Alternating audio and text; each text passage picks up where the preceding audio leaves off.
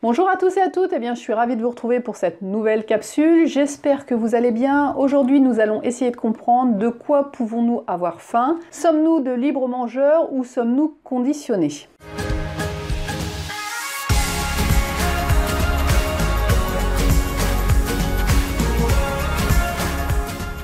Alors finalement, quelle faim gouverne notre assiette, mais surtout notre cerveau? Plus nous aurons conscience de toutes les faims qui nous gouvernent, plus nous pourrons être libres de tendre vers un équilibre, que ce soit sur les choix alimentaires et la quantité. Mais soyons honnêtes, serons-nous un jour aussi libres que nous le pensons? Ça reste à voir. Alors il faut bien comprendre que nous sommes programmés pour la recherche du plaisir, pour bouger comme pour rester immobile, pour manger sans faim physique, et que notre corps a la compétence de stocker de la nourriture et de vivre au ralenti l'hiver. Alors lorsqu'on regarde le nouveau-né, il se nourrit autant de l'apport alimentaire que de l'échange avec la personne qui le nourrit, et c'est ce qui le satisfait le plus, car on s'est rendu compte que les hormones de la faim physique n'apparaissent que plusieurs mois après la naissance. L'allaitement est le meilleur moyen de réguler ces faims. Ça ne comprenait pas le volume de l'estomac, la composition du lait maternel se module tout au long de la tétée pour mieux gérer la satiété. Et c'est moins le cas avec le biberon, et on peut plus facilement distendre le volume de l'estomac qui pourra jouer plus tard sur le volume des quantités ingérées. Alors puisqu'on parle de volume, sachez que le cerveau est capable en un clin d'œil d'évaluer la quantité qu'il lui faut pour se sentir rassasié.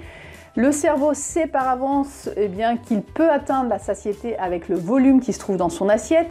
Et c'est la répétition du remplissage de l'assiette depuis l'enfance qui va être le repère de base. Alors certains vont se sentir bien calés avec une assiette bien remplie, d'autres vont d'autres vont se sentir déjà remplis avec 3 feuilles de salade et 2 quartiers de tomates posés dans l'assiette. On n'est pas tous égaux face à ça. C'est une faim difficile à moduler car elle est conditionnée, et le conseil qui peut être donné, c'est de prendre l'habitude de manger dans une assiette à dessert type Ikea pour ceux qui ont du mal à gérer leur quantité. Pourquoi? Les neurosciences nous donnent la réponse. C'est que notre cerveau ne verra pas une petite ou une grande assiette, mais verra surtout une assiette remplie. Et dans l'assiette à dessert, vous aurez quand même 30% en moins de calories. Et si vous prenez le temps d'être présent à votre assiette, de manger doucement, vous verrez que vous serez autant rassasié que dans une assiette normale. Alors je vous laisse faire le test. Et je sais que les gens qui ont pris cette habitude disent que ça se passe très bien. La seule chose, c'est que lorsqu'ils sont invités ailleurs, ils ont l'impression de manger dans un plat, tellement que l'assiette classique leur paraît importante. Après, vous avez les faims qui sont conditionnées par la saison hivernale. Il faut savoir que la baisse de la luminosité va faire que le cerveau va produire plus de mélatonine, l'hormone du sommeil qui nous rend un peu somnolents, des fois irritables, qui conditionne un ralentissement de notre fonction organique, provoquant donc des troubles de l'humeur, des grignotages. Mais sachez que la mélatonine aussi peut stimuler des neurones qui nous ouvrent l'appétit. Donc attention. De plus, sachez que le cerveau archaïque, le reptilien, ça j'en parle assez souvent, garde en mémoire que cette période est une période à risque au niveau carence nutritionnelle, et il va donc être nécessaire de manger plus et de stocker plus pour éviter la disette. D'où l'importance dans cette situation d'envisager soit de beaucoup s'exposer à la lumière, de travailler avec des éléments qui jouent sur les neurotransmetteurs, ou de s'exposer à un appareil de luminothérapie pour éviter l'excès de mélatonine, mais aussi l'excès de grignotage. Alors on peut aussi avoir plus facilement faim quand la paroi de l'estomac est distendue. Sachez que l'estomac est une balance très sophistiquée, et la mise sous tension de cet organe permet d'envoyer un message au cerveau qui va déclencher en réponse les hormones de la satiété. Donc attention, lorsqu'on a tendance à tendre vers des régimes où on se remplit la panse avec des aliments pauvres en calories comme les légumes, qui va faire que pour atteindre la satiété, il va falloir carburer, mais aussi qui va aggraver le risque de distension de l'estomac, sans parler de la frustration émotionnelle à manger des aliments fades, et au final qui ne mènent à rien. Donc attention à ça, il faut mieux savoir manger en conscience, en petite quantité, et tout se passera mieux. Les carences aussi micronutritionnelles peuvent pousser à certaines faims, car l'organisme, il fait quoi? Il réclame encore plus à manger, dans l'espoir de voir ses carences enfin comblées. Alors si en plus on a une palette alimentaire très monotone, le cerveau aura un petit peu de mal à trouver l'aliment le plus pertinent pour combler cette carence et risque de créer des faims répétitives, des faims alimentaires peu favorables au poids et à la santé. Dernier élément, sachez qu'attention, la soif, la déshydratation peut déclencher des signaux proches des signaux de la faim et nous induire en erreur sur un apport alimentaire dont on n'a pas besoin. En fin de compte, il faut surtout bien penser à s'hydrater dans la journée. Autre élément aussi que j'allais oublier, c'est ce qu'on appelle les faims émotionnelles, les faims par exemple déjà miroirs.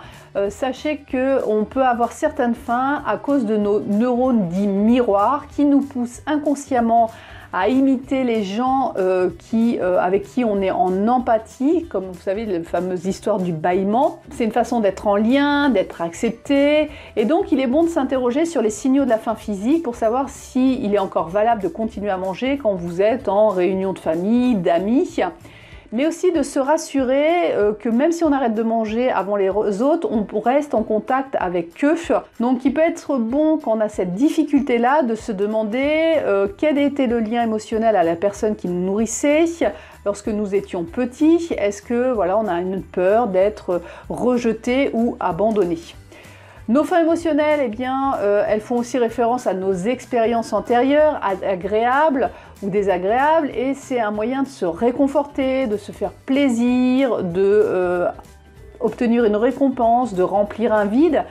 Donc n'hésitez pas non plus à chercher ce qui vous manque et pourquoi ça vous apaise. Dernier élément pour vous montrer qu'à quel point on peut être conditionné sans s'en rendre compte, il y a une expérience qui a été menée auprès des nouveau-nés et pendant le premier mois de vie de ces enfants, un premier groupe a reçu des soins corporels parfumés à la vanille, un autre parfumé à l'anis et un troisième groupe avait des soins corporels d'odeur neutre. Après, à ces trois groupes de bébés, on leur a présenté à 6 mois et à 1 an des anneaux dentaires, alors soit neutres, soit parfumés à la vanille, soit parfumés à l'anis, et aussi des bouillies, de même parfumés à l'anis, à la vanille ou neutres. Les enfants ayant reçu des soins à la vanille faisaient le choix des anneaux dentaires vanillés ainsi que la bouillie. Le groupe anis était plutôt attiré par l'odeur anis. Le groupe neutre, ça les laissait un peu indifférents, l'odeur de la vanille ou l'anis, voire avait même une répulsion. Donc, vous voyez à quel point nos conditionnements alimentaires commencent très tôt. On savait que ça commence dans la vie utérine, mais ça continue aussi avec plus de subtilité dans tout ce qui se passe autour de nous lorsque nous sommes bébés. Voilà, je pense qu'on a fait le tour de toutes les faims que nous rencontrons le plus dans notre vie. À vous de jouer, de réfléchir. Est-ce que ce sont vraiment des faims physiques, des faims émotionnelles, des faims conditionnées? Si vous avez aimé cette vidéo, n'hésitez pas à la partager. Si vous voulez en savoir plus, retrouvez-moi sur santéindigo.fr. En attendant, prenez bien soin de vous et je vous dis à bientôt. Bye bye!